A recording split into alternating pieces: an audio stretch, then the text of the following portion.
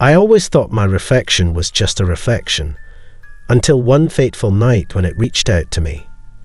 It was a typical evening, just me in the quiet of my apartment.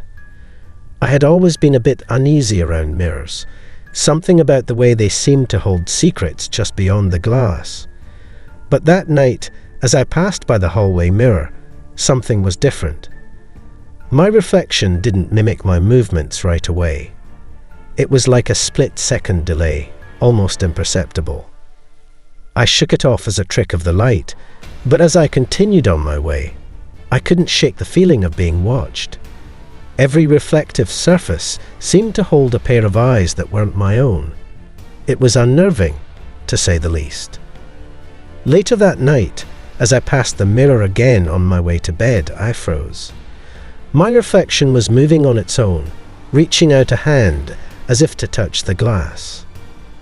I stumbled backward, my heart pounding in my chest. I must be imagining things, I thought. But the longer I stared, the more I realized this was no trick of the mind. The figure in the mirror was moving with purpose, its eyes locked onto mine. And then, slowly, agonizingly slowly, it started to step out of the mirror. I turned and ran, the sound of shattering glass echoing behind me.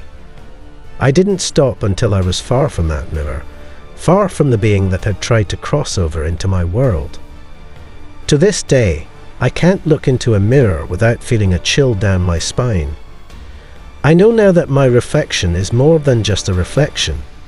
It's a gateway to something dark and sinister, something that waits on the other side, watching, waiting to break free.